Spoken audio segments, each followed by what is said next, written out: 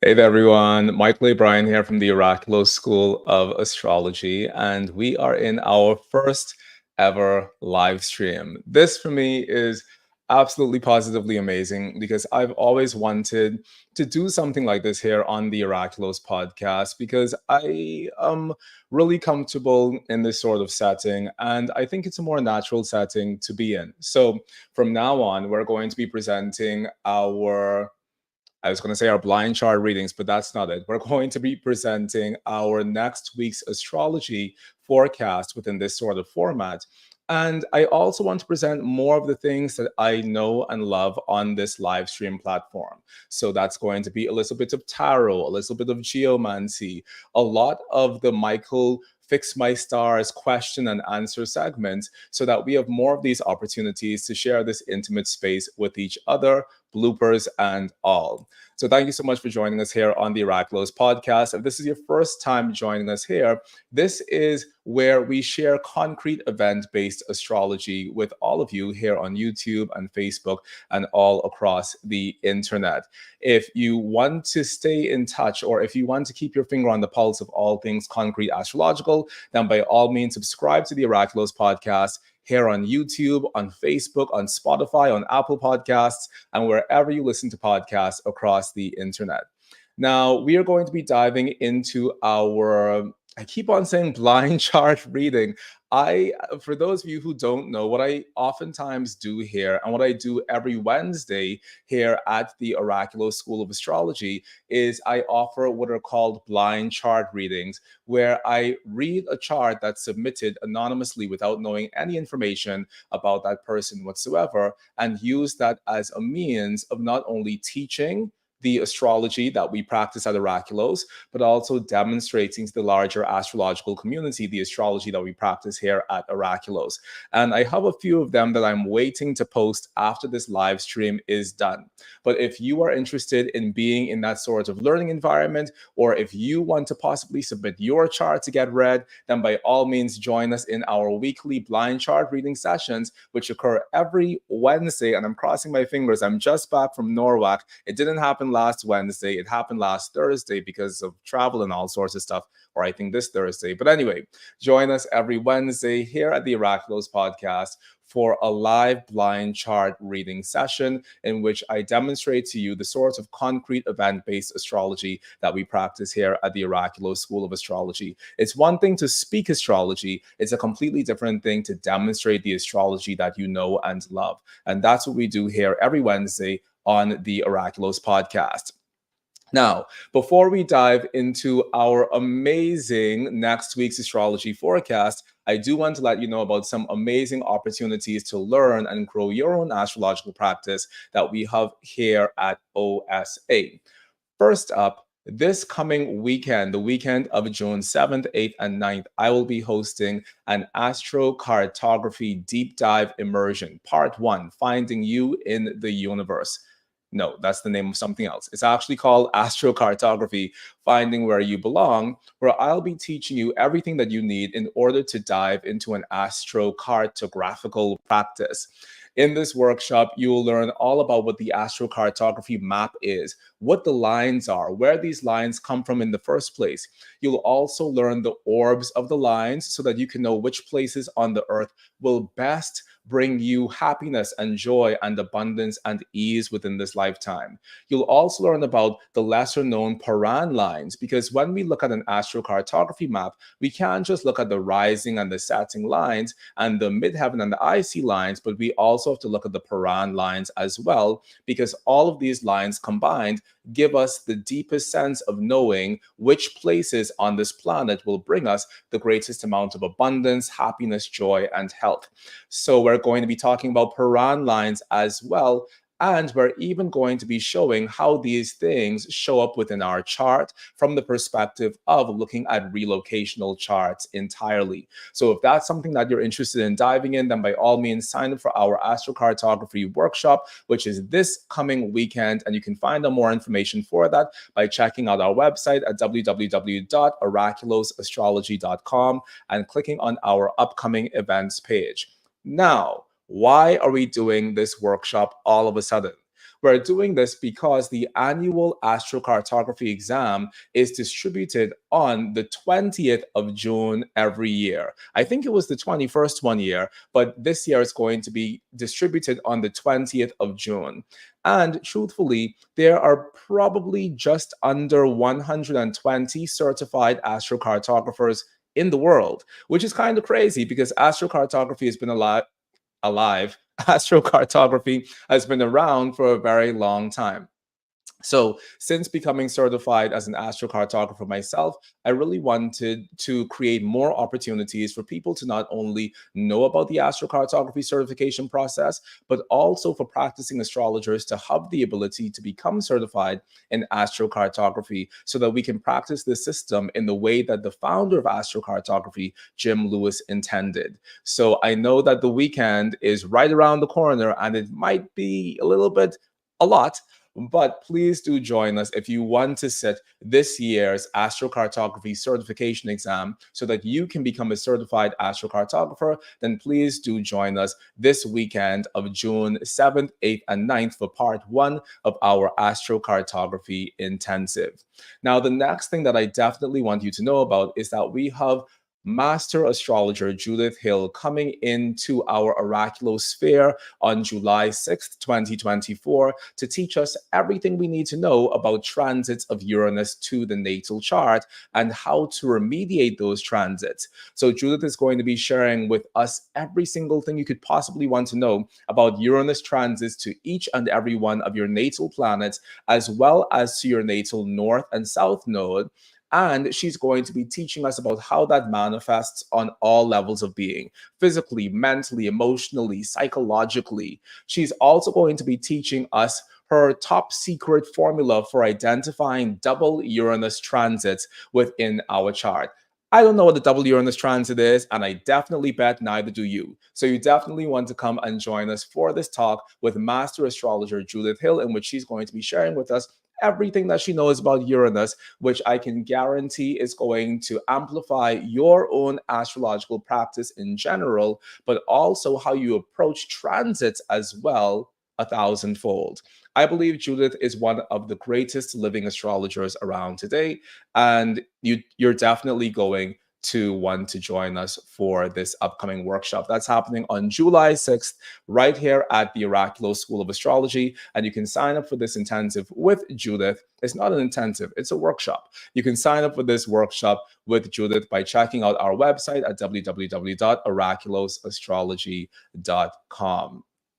Now, without further ado, we are going to dive into next week's astrology, which also includes our Uranian astrology report.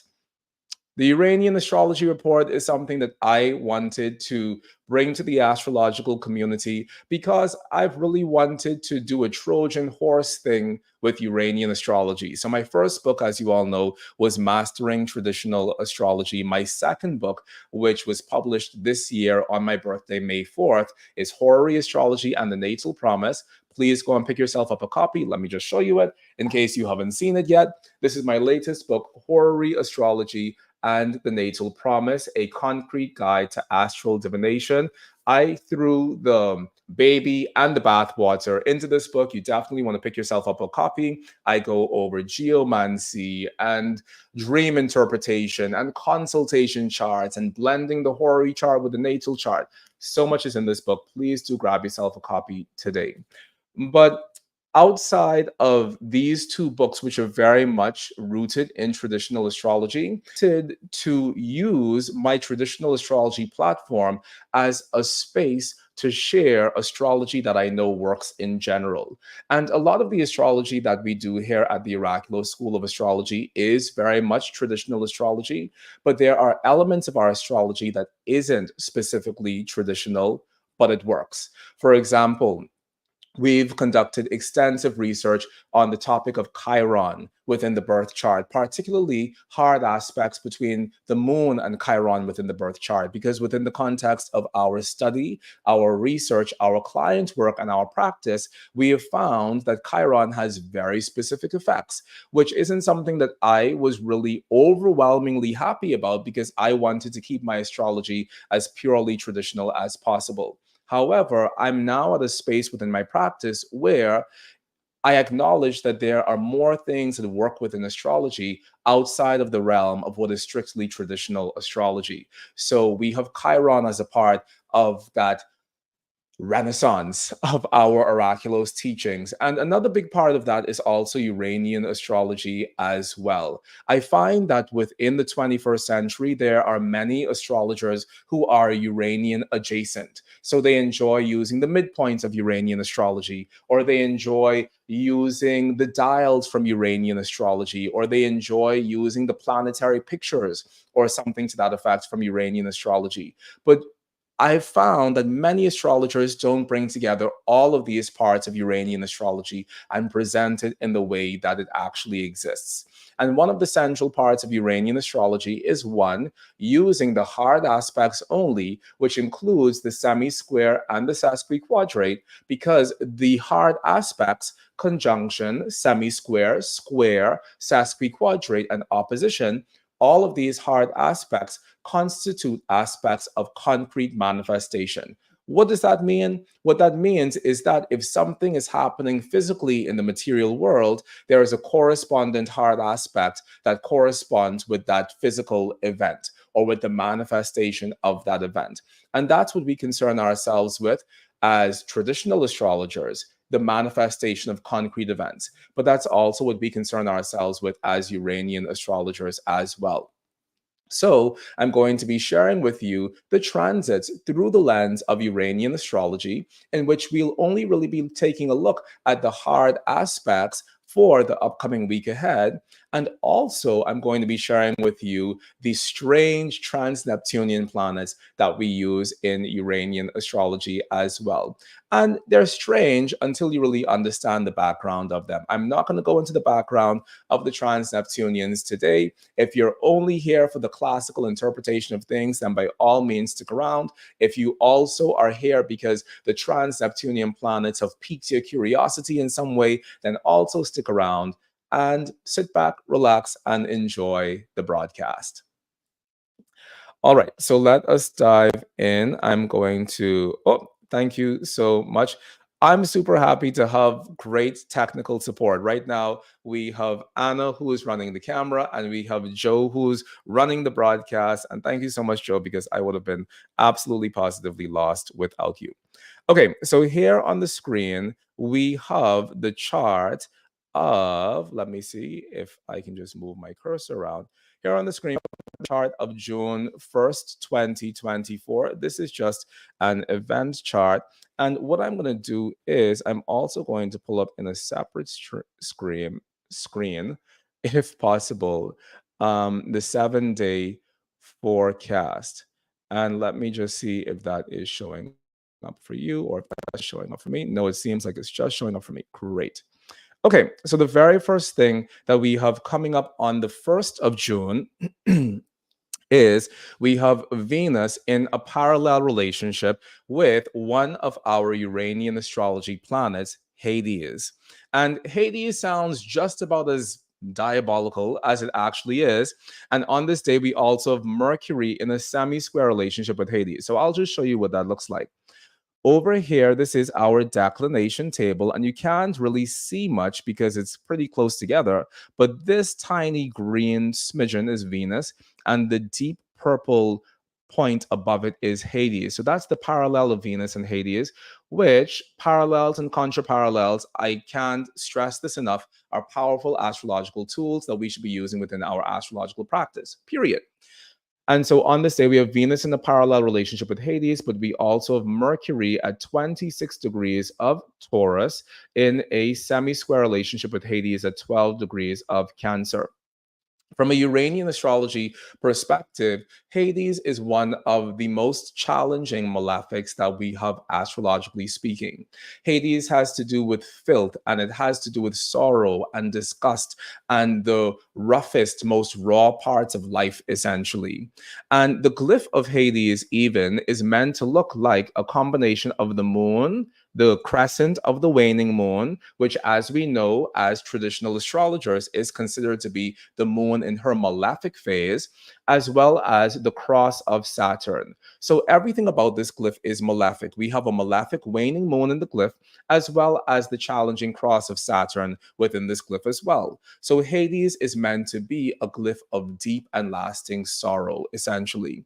So on this day, we have the Venus parallel Hades combination, which is the combination that we associate with low purchasable love. It's a combination that we associate with people who are having to do things that aren't humane, or they're having to belittle themselves or degrade themselves in order to receive support from others around them. So today could be a day where we might find manifesting in the news this story of people who are having to panhandle for dribbles of global affection, or people who are having to panhandle just to feel supported or just to feel held or acknowledged. Today could be a very challenging day in terms of some of our global intimate connections, because the Venus Hades combination has to do with sorrow within love.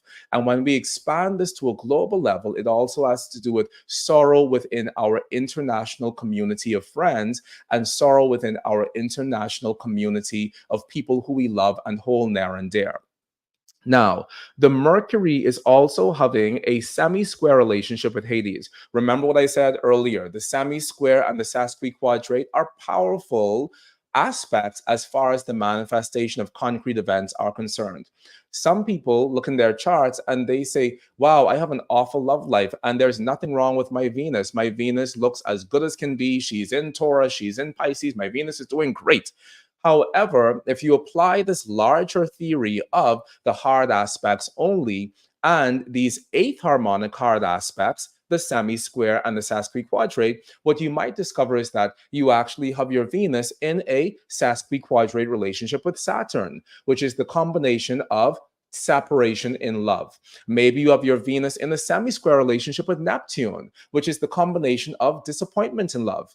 So when we allow ourselves to use this larger framework of hard aspects, we start to find things within our charts and stories within our charts that correspond with the concrete events that we have going on within our lives that otherwise would have been more difficult for us to identify. So please, please, please integrate the sesquiquadrate as well as the semi-square into your astrological practice.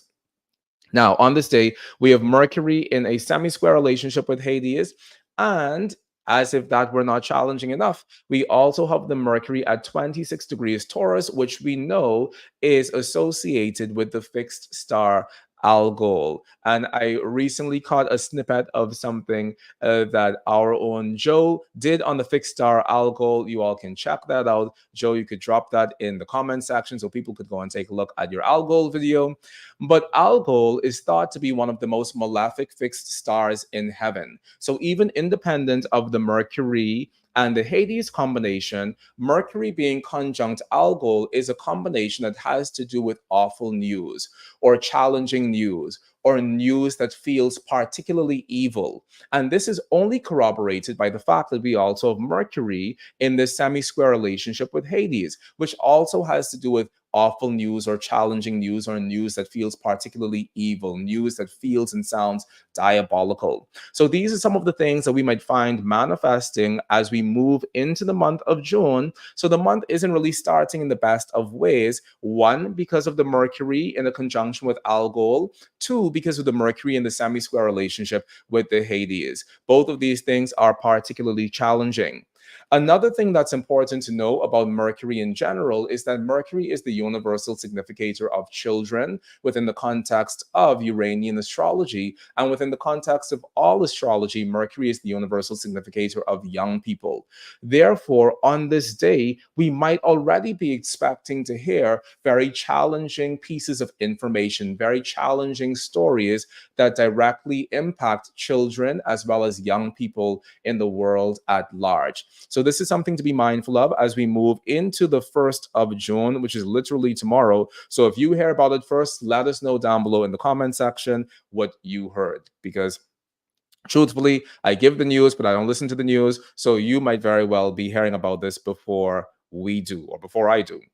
Now, moving on to the 2nd of June, We have quite a bit going on in the sky today. Today, we have Mercury in a semi-square relationship with the North Node, and that's happening at 12:03 a.m. EDT. We love a Mercury and Node combination because the combination of Mercury and the Node has to do with how we express and share information with others. So if you're an entrepreneur and you're looking to send out a newsletter or send out some communication to your community because you want for them to know exactly what you're doing, today is a wonderful day for that because the Mercury and the Node combination has to do with intimate connections that we form based on the knowledge that we have within our minds and also based on the words that we have within our tongue, on our tongue. You get it. Mercury rules both the mind and the brain. And so today is a wonderful day to form cerebral connections with others, as well as to inform your immediate environment about the things that you're doing. Now, today is a day that also smiles on the astrologer because on this day we also have Mercury in a parallel relationship with Uranus, and that's happening at 4:30 a.m. EDT. I don't know if you plan to be awake at that time. I definitely don't. But on this day, with the Mercury in a parallel relationship with Uranus, this is how it looks over here. We have this tiny bleep in the corner. Mercury is the lightning blue and Uranus is the orange. This is a wonderful day for communicating about astrology. Mercury rules communication, and Uranus, to a very large degree within the 21st century, is thought of as the planet of astrology. Classically speaking, astrology is governed by Jupiter and sometimes Mercury as well, but within the more modern astrological context, Uranus is the planet of astrology. So the point is that today is a wonderful day to share astrology with others, to talk to other people about the astrology that you're doing. If you have some big astrological project that you want to promote to the world, today is a great day for it. If you are an Oraculos student and you're trying to find more clients for your practicum, today is a wonderful day to reach out to your wider community because on this day, the entire world is buzzing and they're looking for new, exciting, stimulating forms of self-knowledge. And what is astrology if not a new, exciting, stimulating form of self-knowledge? So this day with the Mercury-Uranus combination is a very busy day. It's a very intellectually stimulating day. And I think the flip side of that is that sometimes Mercury Uranus is something that we associate with migraines because Mercury is the mind and Uranus is lightning. And sometimes when we have the combination of Mercury and Uranus natally, we might be bringing in far too much lightning into our mind, which can be very destabilizing for our nervous system. And it can also be very destabilizing in terms of our own level of mental equilibrium. And sometimes that can manifest as a sudden migraine attack out of nowhere, or even a sudden anxiety attack, because today is a very cerebrally stimulating sort of day. So while you are sharing all of your good work with the world around you, and while you're taking advantage of the lightning in the air as it strikes, also be sure to monitor your own energy levels and make sure that you're not being overwhelmed on the 2nd of June, because probably some of the challenging things that we hear about in the world on the 1st of June, it has us all in a heightened and a very wired state. And so we probably need to find ways to come down off of that excitement, even if it's good excitement or bad excitement. Too much excitement can make you go crazy. So we need to come down off of that excitement and find ways to ground that energy on the 2nd of June because it can be a little bit overwhelming. Now, on this day, we also have the moon making her final aspect before she goes void, of course, and that's going to be the moon in a conjunction with Mars, and that's happening at 6:03 p.m. EDT. We have the moon conjoining Mars at 25 degrees Aries, 19 minutes. So we also have a fiery moon on a day that's already feeling like a very overwhelming, particularly anxious day. So we want to find ways to ground ourselves, to cool down, go to the beach, go take a dive someplace on this day because there's a lot of energy in the air and it might be very overwhelming. Now, the final thing we have happening on this day from a Uranian astrology perspective is at 11:20 p.m. we have Mercury making a semi-square relationship with Kronos. Now, within Uranian astrology, well, let me just show you what Kronos looks like. This is Kronos over here. It looks like the cross as well as a half moon on top of it. And we have Kronos at 14 degrees of Cancer, and we have Mercury at 28 degrees of Taurus, 43 minutes. Now, I have to tell you, I don't really like the end of Taurus. And the ancient Chinese also didn't like the end of Taurus because they thought that Taurus, the end of Taurus, was a field of piled up corpses. And within the last, I dare say, 4 degrees of the sign Taurus, from 26 Taurus to 29 Taurus, we really find a very challenging field of fixed stars there. So having this Mercury at 28 Taurus is also feeling like there's a lot of anxiety surrounding the news that we're hearing. So probably this entire weekend, even going into the 3rd of June, we're entering a period of very anxiety-based news.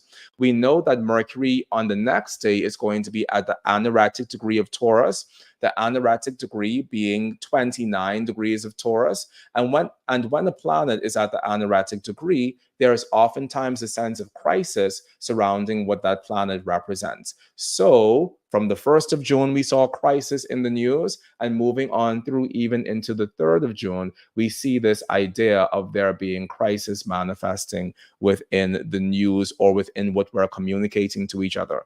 So that's something to be mindful of as we move into the 2nd of June and beyond. However, I consider Kronos to be the highest expression of Saturn, the best expression of Saturn. So on this day, we are having the Mercury and the Kronos connection.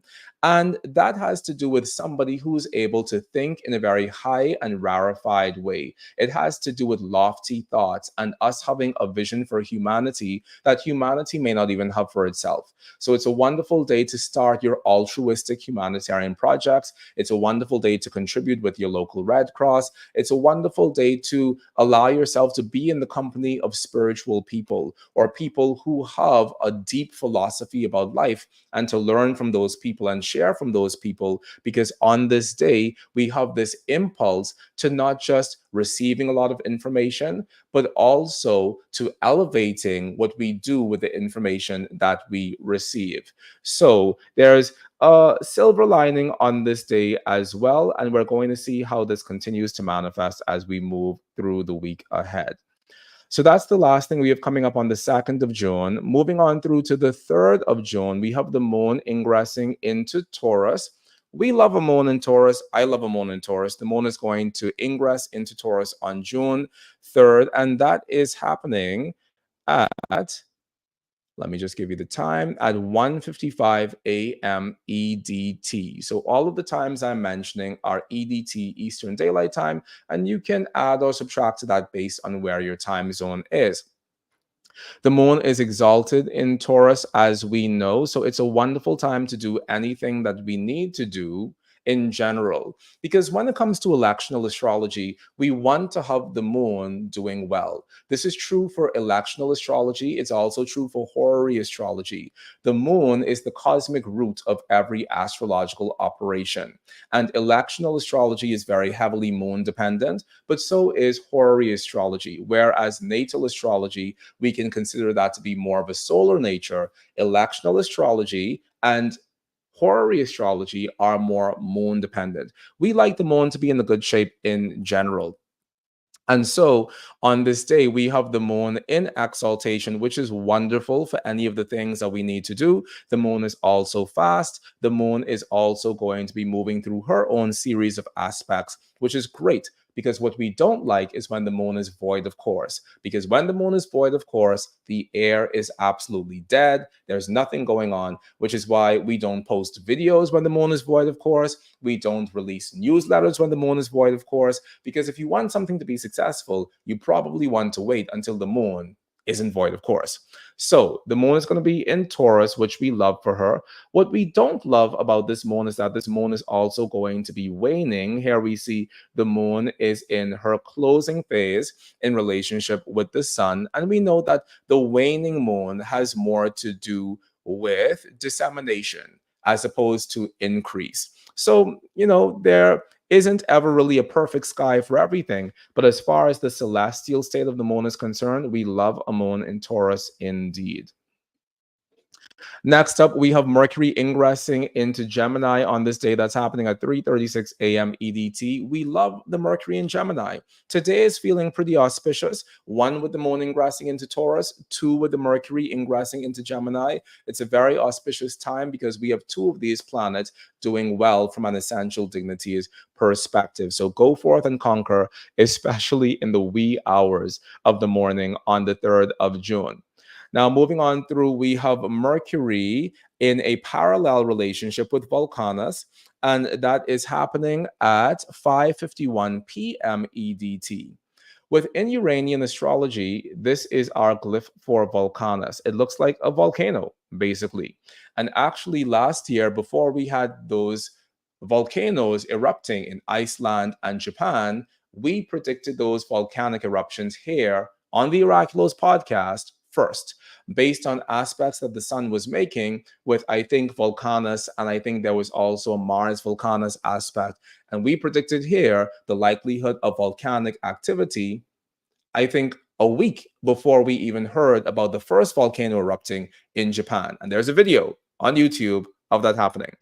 So Vulcanus has to do with the magnification of things in general. Anything that Vulcanus touches, it magnifies. So we don't really need to know what Vulcanus means specifically because the Mercury-Vulcanus combination with the Mercury in a parallel relationship with Vulcanus, which this is it over here, is really tiny, you can't see it, but that has to do with a magnification of Mercury.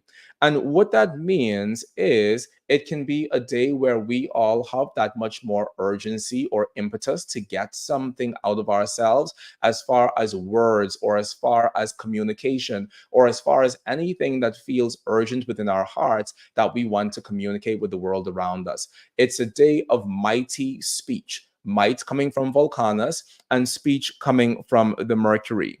I also wrote down here that this is a day where we're sharing important news or important ideas with others. So once again, if you're somebody who is working in a thought profession and you're somebody who wants extra vim and vigor behind your words or behind your advertising, today is a wonderful day to get that out there into the world because the Mercury-Vulcanus combination, it amplifies your voice 1,000-fold and it allows people to hear you when they may not have been able to hear you previously. So that's also happening on this day, the 3rd of June. Now, moving on through to the next combination we have happening on the 3rd of June, the final thing is the node is going to be in a square relationship with the Uranian astrology planet Hades. And that's happening at 6:47 p.m. EDT.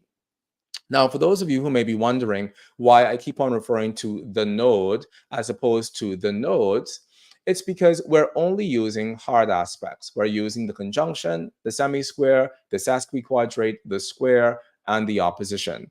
And in a world where we're only using hard aspects, we don't really need to distinguish between the north and the south node.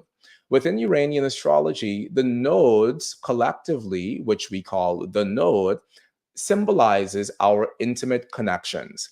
And the reason why the nodes symbolize intimate connections is because the north node and the south node are created from the crossing points of the sun's orbital path, which we call the ecliptic, and the moon's orbital path, which we call the moon's orbital path.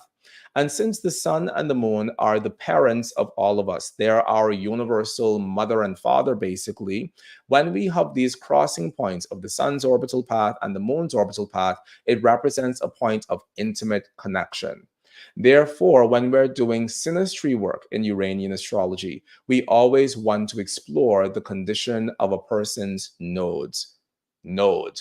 Because the node will tell us what that person's intimate connections are like.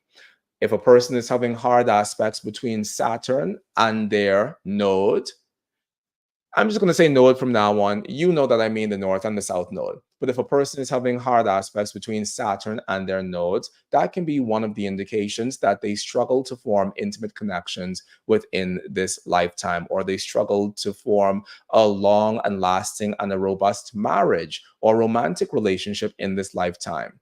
Having Neptune in hard aspect with the nodes can have to do with disappointing intimate connections. Having Chiron in hard aspect with the nodes. We've discovered at Oraculos that many people who work in the allopathic health profession have Chiron in hard aspect with their nodes, or their parents worked in the allopathic health profession as doctors. And we even had one lady recently who her brother was the doctor. But the point is, there is a direct connection with the allopathic health profession, with a surgeon or a doctor or somebody who works in an ER, when we have the Chiron and hard aspect with our nodes combination. And we can continue to go on through all of the planets with the nodes. Artists, for example, oftentimes have hard aspect combinations between Venus and their nodes. So the point of the matter is, the nodes, from a non-traditional astrology perspective, where we're not thinking about north node good, south node bad, when we think about the nodes from this planet to planet based perspective, the nodes collectively represent our intimate connections. Therefore, on this day, the 3rd of June, what does it mean for us to be ending with the node and Hades combination at 6:47 p.m. EDT? This has to do with mean acts or awful acts or selfish acts that are committed jointly. Some of the other things that I wrote here is that it has to do with connections that are started under great difficulty, or people connecting with a great level of reluctance. So as we go through this day, one of the things that might be difficult for us, especially if you're very sensitive to these astrological combinations, especially if you have 12 degrees Aries manifesting somewhere within your own chart, you might find that today is a difficult day to form lasting intimate connections. Or you might even find that on this day, it feels as if your intimate connections that you already have are being threatened. So if you have 12 degrees Aries somewhere within your chart, just be mindful of this, that this could be a very challenging day in terms of the establishment of intimate connections, in terms of making people in your life feel really cherished and honored. And maybe you're the one who doesn't feel cherished and honored within your intimate connections. It's a tricky day in terms of how we relate to each other. And this can be happening for us personally, especially if you have this degree within your chart, but it can also be happening from a more universal global perspective as well. Now, we're going to speed on through to the 4th of June, and we're going to, we have a lot to get through. So on the 4th of June, we have Mars in a contra-parallel relationship with Zeus. Here's what that looks like on the screen, flipping on through. Here we see the glyph of Mars, that's the red glyph down there, in a contra-parallel relationship with Zeus, which is the orange glyph over here. Now, Mars and Zeus together are both quote unquote planets. And I say quote unquote planets because Zeus by itself has no physical corporal body in the same way that Mars does, which oftentimes is one of the reasons why astrologers tend to poo poo on the Uranian astrology planets, because the Uranian astrology planets don't have the same physical embodiment as the classical planets do. But your ascendant isn't real. Your ascendant has no physical embodiment. Your midheaven isn't real. Your nodes aren't real. Your path of fortune isn't real. So much within your chart isn't real, but all of those things that I just mentioned to you are all of vital importance as far as the delineation of concrete events in your life is concerned. So as astrologers, we can't throw around this idea of it's not real, it doesn't have a physical body in space, therefore it doesn't exist, because a lot of the things that we use in astrology don't have a physical embodiment in space, but we know that they are of vital importance to us, such as the angles within our birth chart. So moving on through to the 4th of June, we have Mars in a contra-parallel relationship with Zeus. Zeus is one of our Uranian astrology planets that has to do with procreation, but it also has to do with fire and directed energy and leadership and being able to galvanize the masses towards a specific outcome. So on this day, some of the notes I made about this is that the Mars contra-parallel Zeus combination has to do with heat It has to do with flame, but it also has to do with that part of ourselves that is motivated to creating positive change within the world around us. It's a very creative combination. If you are an artist, it is a combination that forces us to all feel a little bit more fire under our collars to get things done. So if you wanted to have a work day or a work powwow with your colleagues from work, today is a wonderful day to do that, because on this day, we all feel that much more motivated. Our metabolism is moving faster. We all feel that much more driven to get the work done. And that's what's happening on this day, the 4th of June, with the Mars Contra-parallel Zeus combination. On the less lighter side of things, Mars and Zeus is also the combination for the ignition of a rocket, and it's also the combination for military engineering. So we could hear a lot of talk within the world at large on this day about military action that is leaving a burning trail within the world someplace, or we could hear about military action on this day that is very profound and that is of a more heightened level than we've been witnessing thus far. So that's something that we also want to be mindful of, because Mars is the god of war and Zeus is the god of rockets and directed energy. So today could be a very spicy day as far as those topics are concerned. Now, moving on through with the 4th of June, the next combination that we have is Mercury in conjunction with Jupiter. I love Mercury in conjunction with Jupiter. We also have Mercury parallel Jupiter on this day. So today is going to be a double Mercury day, a double Jupiter day. It's going to be a double Mercury Jupiter day. The Mercury conjunct Jupiter is happening at 6:23 a.m. and the Mercury parallel Jupiter is happening at 11:28 a.m.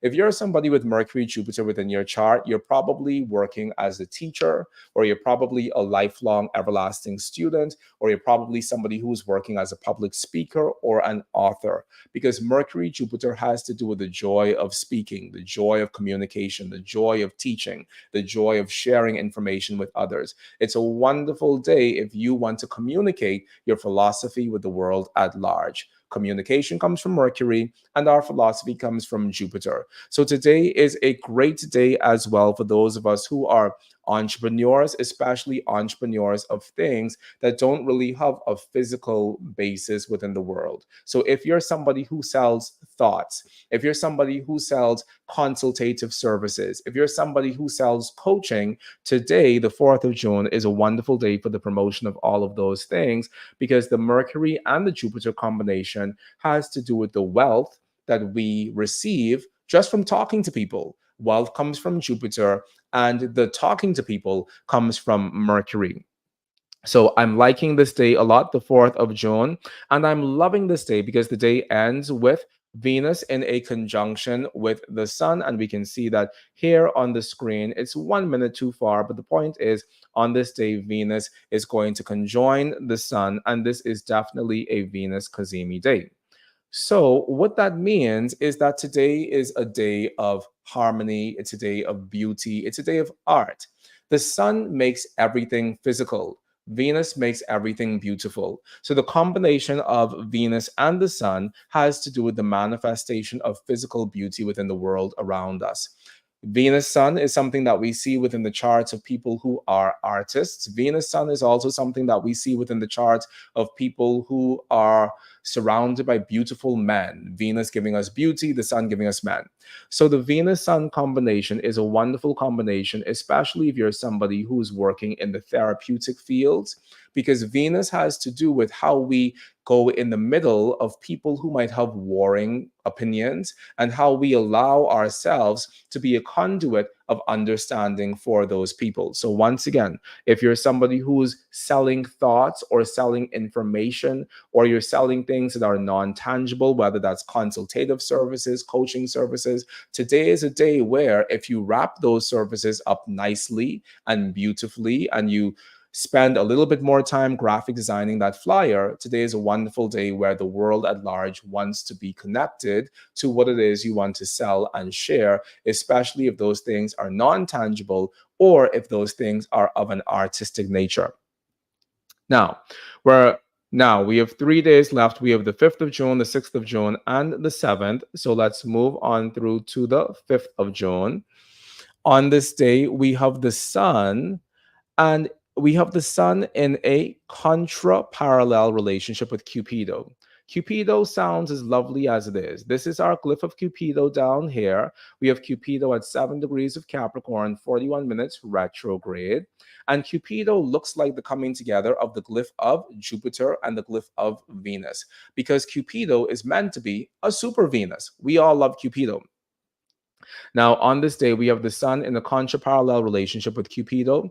And I love Cupido because Cupido has to do with the family, it has to do with the tribe, it has to do with the community, and it has to do with people who are unified with each other based on something that they share in common, which is why we consider it the combination of the family, the community, the tribe, and all of these things. Sun Cupido is a combination of the day of love, a day of harmony, a day of artistic expression, a day when people are more committed to their idea of what constitutes the family than they're committed to ideas that sever the family. We love a Sun Cupido day, and this day is rolling in quite nicely with the sun in the contra-parallel relationship with Cupido. Now, later on today, we have the moon making her final aspect to Neptune before she goes void of course, and that's going to be at 4:08 a.m. EDT. A void of course moon isn't really good for anything because the void of course moon means that the air is dead. We don't publish videos when the moon is void of course. We don't release newsletters when the moon is void of course. We don't announce classes when the moon is void of course, because we want for the moon to be doing things. And that's a fundamental astrological premise. We want for the moon to be in a state of action, because when the moon is not active, then the entire air around us feels heavy and melancholic, and as if we don't have the sort of astral impetus to get things done in a successful manner. So the moon is going to be making her final aspect to Neptune, which is her sextile to Neptune. She's going to be void, of course, for pretty much just under 30 minutes, because she's going to ingress into Gemini at 4:35 a.m. EDT. Now, the moon in Gemini is a bit of a challenging thing in general, and the reason for that is because the ancients thought that the moon was good to nobody when she was in Gemini. And the reason for that is because the moon in Gemini is the moon between her exaltation sign of Taurus and her domicile sign of Cancer. So when the moon is in Gemini, it's as if she's moving through this no woman's land, essentially, between these two places where she really wants to be. So, one of the greatest afflictions that can happen to the moon from a classical astrology perspective is for the moon to be in the sign of Gemini. So, go figure. She's not void, of course, but she's also in a sign where she really, really, really doesn't like being. And she probably doesn't like being in Gemini just about as much as she doesn't like being in Scorpio or Capricorn. So it's a tricky time in general as far as the moon is concerned, but do with it what you will. Maybe you don't do anything for 2.5 days until the moon moves out of Gemini, but you can also do with it what you will, because at the very minimum, she's not void, of course. Now, moving on through to the next thing we have happening on this day, we have Venus in a contra-parallel relationship with Cupido, which we love. That's happening at 4:38 a.m. EDT. So we have the Sun contra-parallel Cupido and Venus contra-parallel Cupido. It's a wonderful day for love. It's a wonderful day for the expression of art. It's a wonderful day for the expression of harmony, because Venus Cupido is the loving family and Sun Cupido is a day for the family. So we're seeing very wonderful combinations popping up on this day, things that we love, things that we want to lean into. Maybe it's a wonderful day for you to plan something wonderful and amazing with your own family. And usually, or in the past, I used to tell people good days to get married on. And today is looking like a very good day, save for the fact that these combinations are happening at 2 a.m. in the morning. They're still going to last throughout the entire day. So today is a very wonderful day as far as the manifestation of love is concerned. Moving on through, we have Mercury in a conjunction relationship with Admetus, and that's happening at 4:57 a.m. EDT. Here on the screen, we see this gaggle of planets, we see the Mercury at 4 degrees of Gemini. We see the moon between there as well, passing through at around midday. And we also see Admetus at 4 degrees of Gemini. This is the glyph of Admetus. Admetus is meant to look like the glyph of Taurus and a cross. And we spoke earlier about how the cross is always meant to signify Saturn. Whenever we see the cross within astrology, there's always meant to be this sense of gravity, which is related to Saturn, which is why the glyph of Earth has the cross passing through it. Now, on this day, we have Mercury and Admetus in combination. And Mercury and Admetus is a very interesting combination because it has to do with serious or limited thinking. It has to do with us making serious decisions. Now, if you choose to get married on this day, then clearly that's a serious decision that you probably do want to be making. However, the other side of the Mercury Admetus, which I don't think actually changes the good things that we see about this day, but this might also be something that we hear about in the news. The other side of Mercury Admetus has to do with negotiations that don't end up going anywhere, or negotiations that are a dead end.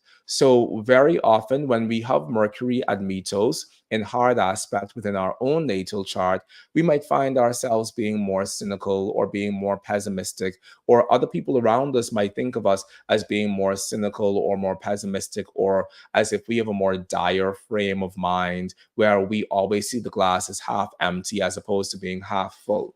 This is some of the ways how the Mercury Admetus combination can manifest for us on a natal level. It can make us be the person who inadvertently rains on everybody else's parade. We within our minds might think that we're just being practical, down to earth people. But for other people, when we have Mercury Admetus, it might feel as if they themselves are being crushed under the weight of our own mental severity. So that's something to be mindful of if you have that combination within your own natal chart. Apart from that, this is a combination that has to do with negotiations that don't really go anywhere. So we want to be mindful of that because this might be something that we're hearing about in the news. And actually, the Mercury Admetus is something that I've been speaking about since last year. And as we can see within a lot of what's going on within the world at large, we aren't getting any closer to resolution in May of this year than we were in January of this year. So today is a day of love in general, but as we peer more deeply into the heart of today, it could feel as if it's a day where we aren't actually able to get our point across in a way that can actually move us forward from a negotiation standpoint. Ending today, we have the Venus in a parallel relationship with the Sun. That's happening at 8 a.m. EDT, followed by Venus in a parallel relationship with Kronos, followed by the Sun in a parallel relationship with Kronos. All of these things are happening in the early morning. There's this aphorism in astrology that a small good doesn't mitigate an overarching evil. So, for example, if you're passing through hell and somebody gives you a bottle of water, it doesn't change the fact that you're still in hell. Similarly, from an astrological perspective, when we have a tiny good within a day that is overarchingly challenging, that tiny good doesn't change the wave of the overarchingly challenging day. The good news on the 5th of June is that the 5th of June is overarchingly positive, except for the fact that the moon is in Gemini, which tends to not be the best thing from an electional astrology perspective. And also, except for the fact that we have the Mercury Admetus, this day is overarchingly good. Sun Venus is a day of harmony. Venus Kronos is a day of charity and extending charitable goodwill to others around us, wanting to do what is best, not just for ourselves, but wanting to do what is best for everyone. So today is feeling particularly Venusian, particularly loving, particularly kind. And even though we saw a glimmer of some things that didn't look so good today, the overarching tenor of June 5th is that it's a very good day. And it's a good day from the top down because we also have the Sun in a parallel relationship with Kronos, which has to do with the boss, the authority, the king. people in positions of authority being willing to do what is good for all. So we love the combinations that we see overwhelmingly manifesting on the 5th of June. And I dare say that, except for the few things I mentioned, the 5th of June is one of our better days this month as well. Well, not this month, is one of our better days this week, as well as the 4th of June, with some of the very auspicious combinations that we saw between the Sun and Venus and Mercury and Jupiter. Now, the 6th of June is overwhelmingly intense. On the 6th of June, moving on through so you can see this, on the 6th of June, we have Venus in a parallel relationship with Pluto. We also have Venus at 16 degrees of Gemini in a sesquiquadrate relationship with Pluto. We have Venus at 16 mutable. For those of you who don't know, there's a very easy way to find the hard aspects. If that's something that you're interested in, my cheat sheet for how to find our sesquiquadrates and semisquares, please let me know down below in the comment section, and we'll make sure to get that to all of you. But we have on this day the Venus in a sesquiquadrate relationship with Pluto. Some people would say it's a wide trine. What it actually is a 135-degree sesquiquadrate. Venus parallel Pluto, Venus sesquiquadrate Pluto, they all look the same. Venus and Pluto in combination has to do with intensity in love. If you have Venus Pluto as a combination within your chart, you're probably somebody who moves in and out of very intense romantic relationships. And those romantic relationships might be things that are completely overwhelming to you and to your own soul and psyche, because Venus Pluto is having more of an animalistic relationship to how it manifests love, which is why sometimes Venus Pluto can also be a combination for violence in love. So on this day, we want to be mindful to cool our step as far as romance is concerned, because this is a day where we might all require a little bit more sobriety in terms of loving relationships. If you're somebody who has Venus Pluto within your chart, or if you're somebody who knows somebody who has the hard aspect combination of Venus and Pluto, let us know down below in the comment section how this manifests for you, because Venus Pluto tends to be a little bit tricky as far as love is concerned. From a medical astrology perspective, Venus Pluto is something that we oftentimes find within the charts of women who have very challenging female reproductive health issues, because Pluto has to do with abnormal growth. Jupiter has to do with growth in general. The moon has to do with normal growth. Pluto has to do with abnormal growth. Venus has to do with the female reproductive system in general. She's also having governance over the thyroid gland, and she's also having governance over the parts of ourselves that feminize our being and our bodies. So Venus Pluto can sometimes manifest within the charts of people who are having a malfunctioning thyroid or some other majorly abnormal thyroid condition, but it's something that we definitely see more so manifesting within the charts of women who have issues of abnormal growths within the uterus. We see this in the charts of women who have endometriosis. We see this in terms of polycystic ovarian syndrome.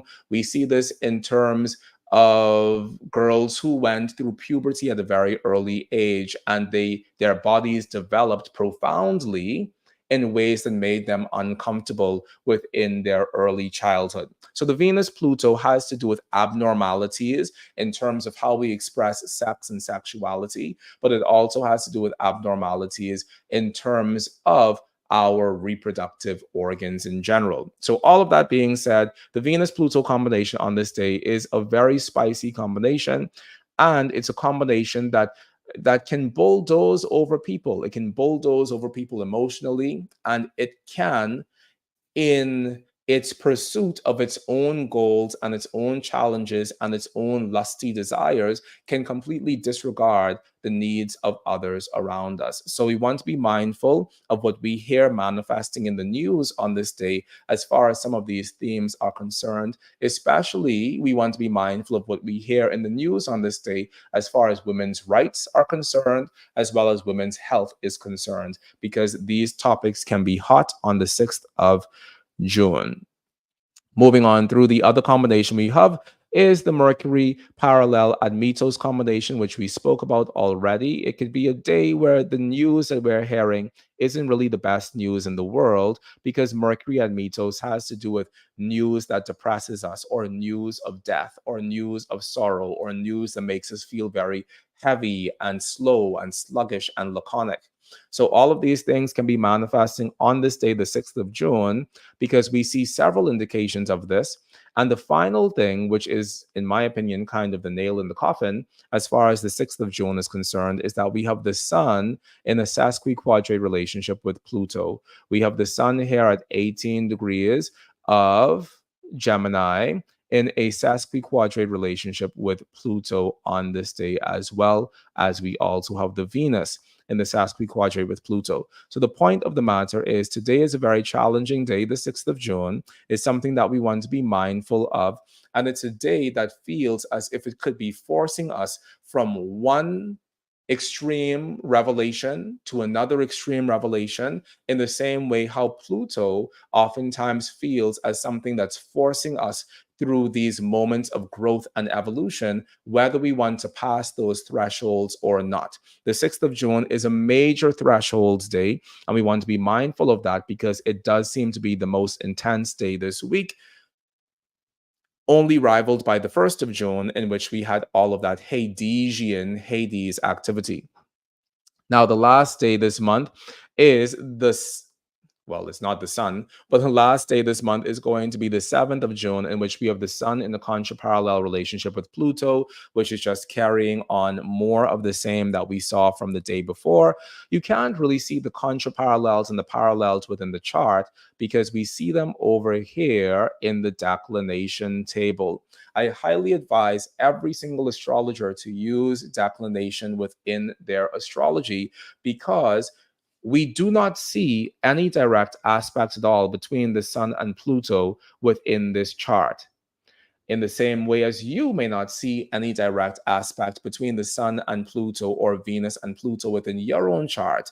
But if you pull up the declination table, you discover that, wow, these planets are actually having a major conversation. Very often, we have things going on within our lives, and we may not be able to explain them based on our traditional format of reading the chart. But when we pull up the declination table, we see immediately this person who has this lovely moon in Cancer, moon doing all of this lovely stuff, also has the moon in a parallel relationship with Saturn. Whereas in the chart itself, there is no moon Saturn combination. Similarly, you might be someone who's passed from one intense love relationship to another intense love relationship, to the point where you have possibly even renounced love altogether. And you can't figure out for yourself, why has my love relationships been as intense as they are? My Venus is doing great. If you pull up the declination table, you perhaps have Venus parallel Pluto, Venus contra-parallel Pluto. Maybe you have Venus semisquare Pluto, Venus sesquiquadrate Pluto. Maybe you have Venus occupying the antition of Pluto, or the contra-antition of Pluto. The point of the matter is, just because we can't see it in the pizza pie chart doesn't mean that it isn't active within our lives, which is why we want to include and incorporate some of these other astrological tools and skills, such as the declination table, such as the octiles, such as, what's the other one? Antisha and contra-antisha within our astrology, because it further fleshes out the astrology that we practice, and it allows us to say more concrete things. So, a word to the wise from the wise is sufficient. Moving on with this day, the 7th of June. So the day is starting with the sun contra-parallel Pluto, which is a continuation of the intensity that we saw the day before. But as we continue to move on through this day, we have Mercury in a sesquiquadrate relationship with Zeus. and that's happening at 5:19 a.m. EDT. We love the Mercury and Zeus combination because, like I said previously, Zeus has to do with how we direct energy in general. So Mercury and Zeus as a combination has to do with directed mental energy, which is wonderful if you have some major mental or cerebral or intellectual hurdle that you need to jump over. So if you have a project that's coming up that requires a spirit of creative invention, or that requires you to come up with thoughts at an exponential rate, you can tap into the energy of the 7th of June because this is going to be available for all of us. I wrote down here that it represents creative thinking, but it also represents us having a single mindedness regarding what we do with our creative power. So it's a wonderful day for those of us, and I keep on talking about entrepreneurs because I feel like a lot of people who listen to podcasts such as this, we are entrepreneurs. We're trying to astrologically hack life. Today is a wonderful day as far as a brainstorming session is concerned with your team. So if you have the ability to plan a brainstorming session with those within your workspace, today is a great day for that because today everybody is sipping from the fountain of inspiration. Now, the last few things we have happening on the 7th of June, which represents the last few things we have happening this week, is we have the moon making her last aspect on this day, which is her square to Neptune. And that's happening at 8:15 a.m. We have the moon in a square relationship with Neptune happening. Oh, where am I? So I'm not even on the, well, yeah, I am on the right day, pardon me. But we have the moon making a square relationship to Neptune, and that's going to be her last aspect. And you can't see it on the screen because I have this set for 12 p.m. EDT. My apology is. But if we went back a couple hours, we would see that. And after which the moon ingresses into Cancer, and that's happening at 8:40 a.m. So since this is set for 12 p.m., we already have the moon ingressing into Cancer. But just know that between the hours of 8:50, it's not even an hour, between 8:15 a.m. and 8:40 a.m., the moon is going to be void, of course. But then she's going to be in Cancer, and we know that we love the moon in Cancer because the moon in Cancer is where the moon belongs. The last thing happening on this day is Venus in a semi-square relationship with Vulcanus. This week, we've seen many of these Venusian themes manifesting within the world at large. And we also see that manifesting with this final combination with the Venus Vulcanus, because Venus Vulcanus is one of the combinations that we oftentimes see within the charts of artists. It is one of the combinations that we oftentimes see within the charts of creative people. And Venus Vulcanus has to do with all of the ways in which we magnify the part of ourselves that honors and that understands beauty and creativity and attraction and passion and boldness and love and all of these things within the world at large. So if you have somebody who you're secretly admiring, then today is a wonderful day to let that person know it, because on this day there's this powerful sense of Venus within the air. And we know that Venus is Aphrodite, and we know that Aphrodite is the goddess of love. Now, I'm reminded that on our promo, we said that we would do up until the 8th of June. We only have 3 things happening in the sky on the 8th of June. So we're going to skip on forward to the 8th of June so that you can see these for yourself. On the 8th of June, one of the first things that we see is the Venus in a square relationship with Saturn. And here we have Venus at 19 degrees of Gemini squaring Saturn at 19 degrees of Pisces. Venus square Saturn is one of the combinations of separation in love. It's the combination of sorrow in love. It's one of the things that we expect to see as a divorce signature within the charts of people who have experienced divorces, along with several other signatures. And I say several other signatures because as astrologers, we should never just look for one thing. We should look for several things to confirm and corroborate what we're trying to say. So on this day, the 8th of June, the day is starting with Venus in a square relationship with Saturn. It's not good for relationships. It's not good for love. It's not good for negotiations. It's not good for us honoring the humanity within each other. So today could be a very challenging day as far as love and a universal sense of friendship is concerned. And that's one of the things that we see starting off this day, the 8th of June. And as we move on through this day, the very next thing we have is the combination of the Sun in a semi-square relationship with Vulcanus at 5:03 a.m. EDT, and the day's aspects end with Mercury in a parallel relationship with Hades at 8:07 a.m. EDT. We're reminded of the fact that Vulcanus only magnifies things. So the sun Vulcanus is saying to us that today is a magnified day, but it's a magnified day in relationship to what? It's a magnified day in relationship to some of the separation in love, sorrow in love, and coldness in love that we find through the Venus and the Saturn combination.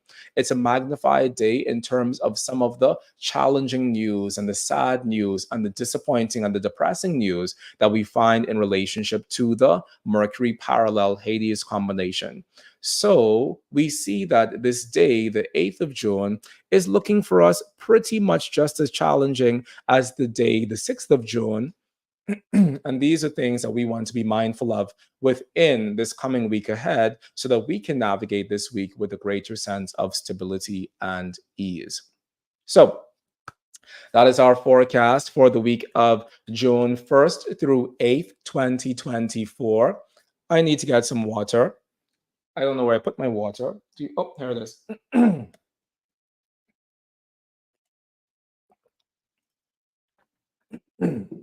I'm surprised I was even able to talk that long because that was definitely more than a mouthful.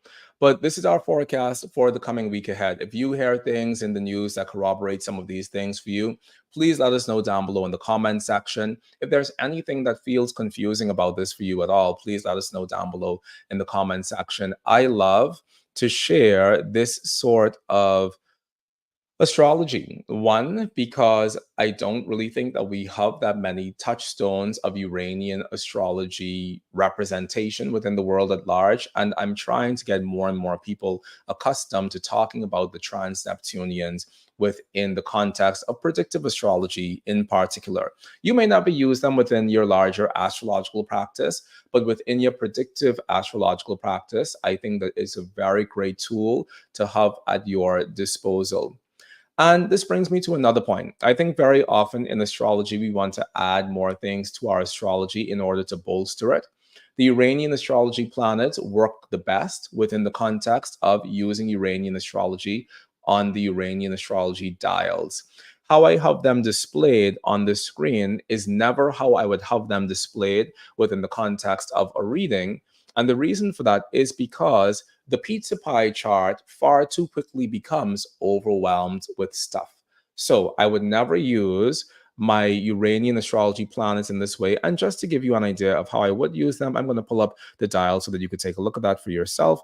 Let me share the screen. I'm going to share my entire screen so that you can see what's going on my end. And actually, as I do this, if anyone is having any questions, please let me know down below in the comment section. I'll get to them right away. But I do want you to see the Uranian astrology dial because it's such a wonderful tool and too little of us know about it, basically. And after that, I'm going to take 15 minutes of questions at the end. Okay, so I'm going to share this window. This is the dial. And here we go. So this is known as the 90-degree dial in Uranian astrology. We have a button here that we can click that brings on the TNPs or the trans-Neptunian planets. This is something that we use extensively within the context of our work as Uranian astrologers, period.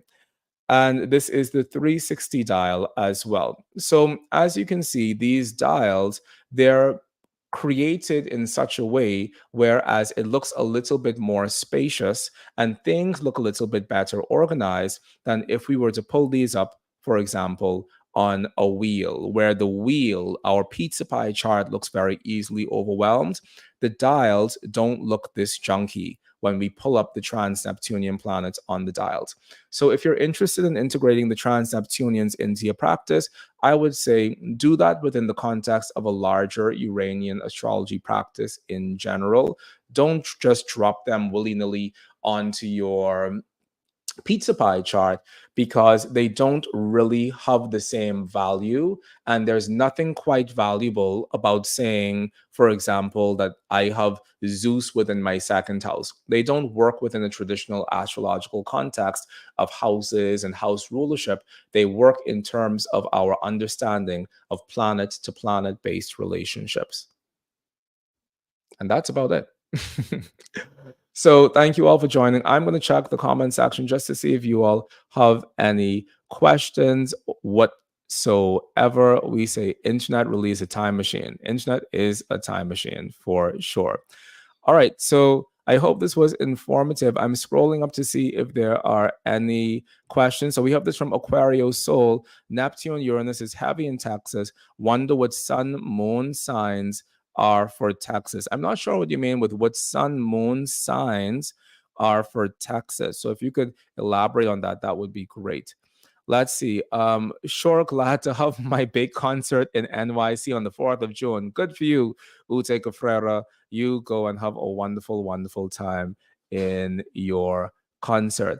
So much info, sparkles of gold. Thank you so much. So for those of you who don't know, Nicholas Polomenakos is the founder of the Sparkles of Gold astrology platform.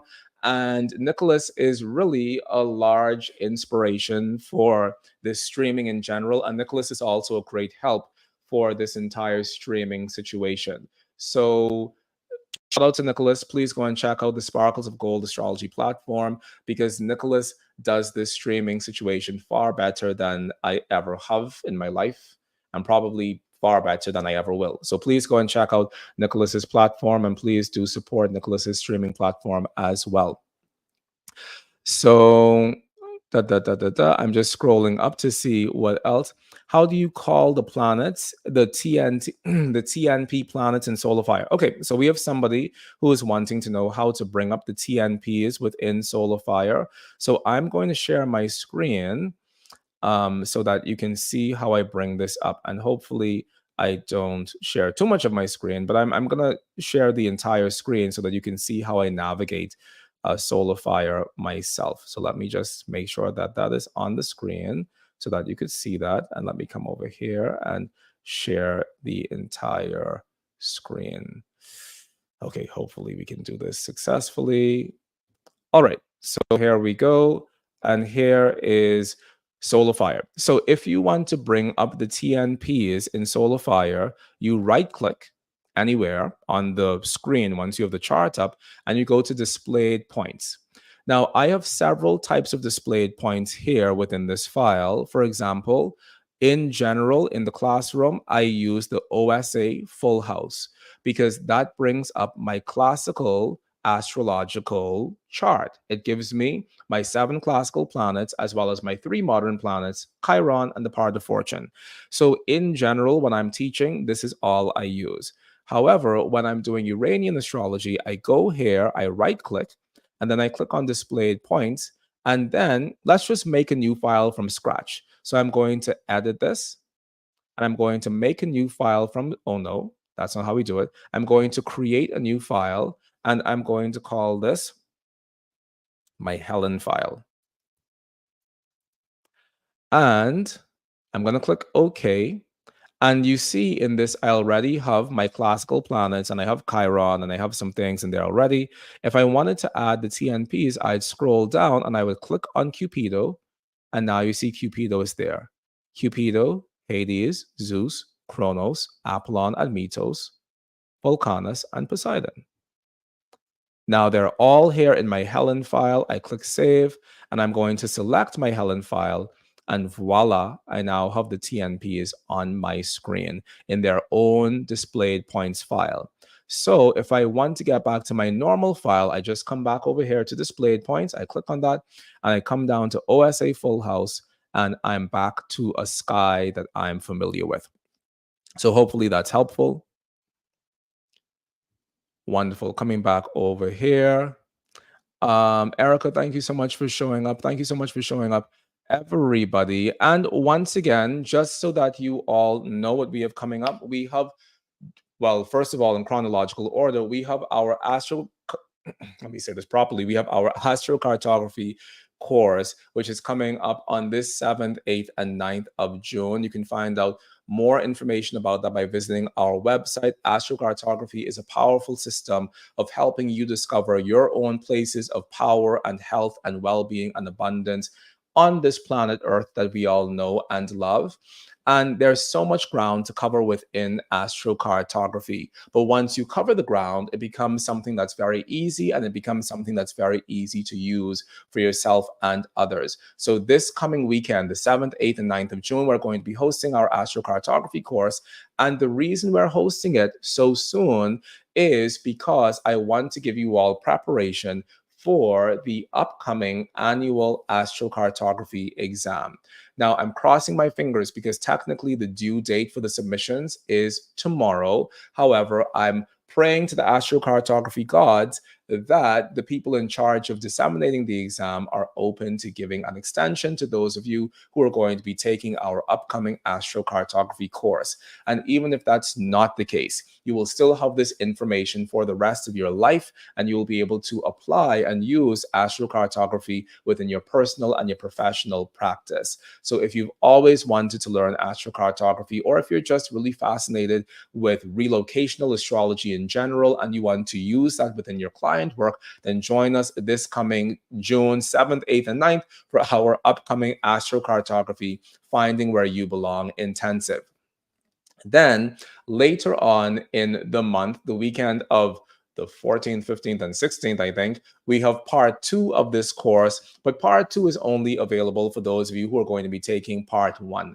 And part 1 and part 2 is what you need in order to pass the exam, because astrocartography isn't just based on the fixed location of our natal planets, but it's also based on how those planets move through time via solar arc directions, secondary progressions, transits. We even use solar returns on an astrocartography map. So if you're wanting to learn the Big Lebowski or both parts of astrocartography, then by all means join us for our upcoming 2-part astrocartography course. The first part, which will be based on the natal chart specifically, and the second part, which will be based on prediction as well as rectifying charts using astrocartography in preparation for the astrocartography exam that's going to be disseminated on the 20th of June. So there's that. And then after that, the thing that I'm very excited to share with you is that we have Judith Hill, somebody who I cherish for her astrological contribution to 20th and 21st century astrology. And she is going to be giving us a workshop on the transits of Uranus, and that's going to be coming up on the 6th of July. If you've always wanted to study with Judith, now's your time. And also, if you want to know about all of the Uranus transits to all of your natal planets, maybe you have a Uranus transit coming up, maybe you are currently going through an electrifying Uranus transit and you need more information about how to navigate it, then join us for this talk with Judith Hill, which is going to be on the 6th of July. One of the things that Judith is known for globally is her work with rectification. So if you're also wanting to know rectification, she's known for that, but that wasn't what I meant to say. She's known for her work with remediation. So if you are a practicing astrologer or just somebody going through a Uranus transit and you're looking to find ways how to remediate the effects of Uranus within your natal chart in general, or within this moment of your life while you're going through this electrifying Uranus period, then by all means join us for this talk with Judith Hill. And I can assure you that you will learn more about Judith within this 2.5-hour lecture than you've known about. Did I just say more about Judith? You'll learn more about Uranus within this 2.5-hour lecture than you've known about Uranus within your entire astrological career, because Judith is that good. So please sign up for that talk with Judith, which is coming up on the 6th of July, 2024. All right, people. I am so happy that we were able to do this successfully today. I'm scrolling down to see. So we say, love that you focus on the deeper aspects like midpoints, progressions, and solar art directions. So refreshing in this pop astro saturated world. Yes, there definitely is a lot of pop astrology. And, I think that pop astrology has really created a space for people to become interested in astrology in general. And even though pop astrology isn't the be all and the end all of what we do, it definitely has created a great pathway for people to be able to interact with astrology. And hopefully, pop astrology has also inspired people to study astrology in a deeper way. We know that that isn't always the case, but I do think that a lot of people are coming into astrology now because of more of these popular astrological platforms. Yes, for Judith. Most definitely, yes, for Judith. She's really, really great. She's one of a kind for sure. All right, people. I love you so much. Thank you so much for joining us. Thank you to the Oraculos team. Thank you to Joe in the background. Joe, I've wanted to work with you forever and ever, and I'm so happy to have you be a part of our Oraculos family. If it wasn't for Joe being here right now, sorting out this part of the StreamYard situation, who knows what this would be like. So, Joe, thank you so much for being here. I also want to thank Anna, who is behind the camera, who is really amplifying what we look like on the internet. So thank you so much, Anna, for the wonderful work that you do and for being a wonderful source of assistance for us here. Thank you to my entire team. Thank you to my students at Oraculos as well for signing up and for joining. This is something that I want to do on a regular basis. Joe and I kind of have it in the works to do this 3 times a week. One of those times I'm planning for that to be a tarot forecast. For those of you who are interested in my work as a tarot practitioner as well. A lot of people don't know, but Oraculos was initially called Tarot Dharma. And then everybody thought that all I did was tarot. And then we changed the name to the Oraculos School of Modern Alchemy, and then nobody understood what that meant. And then we changed the name to the Oraculos School of Astrology. So I'm looking forward to using this live stream platform to share more of the tarot work and share more of the larger divinatory skills that I've developed and cultivated over the years. And I cannot wait to share that with you here for sure. And we will be emailing the cheat sheet. We will most definitely be emailing the cheat sheet to everybody who is a part of our newsletter community. The best way to find out about any of the events that occur at Oraculos is through our newsletter. So if you haven't already signed up for our newsletter, please go ahead and do so.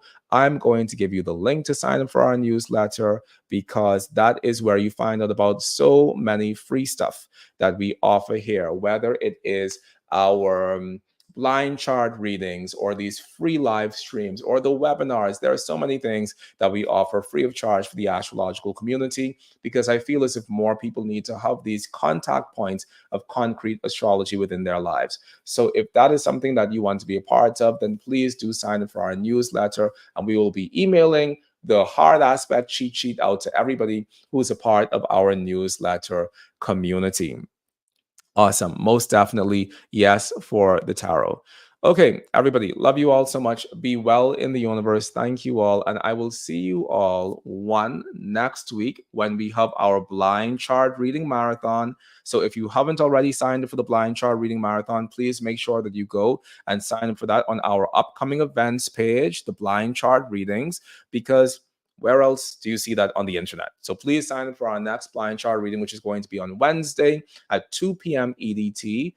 And on Monday, we're doing a Q&A session. Everything you need to know about what's coming up in the week ahead is going to be on the website. So I look forward to seeing you all next Monday, Wednesday, and Friday.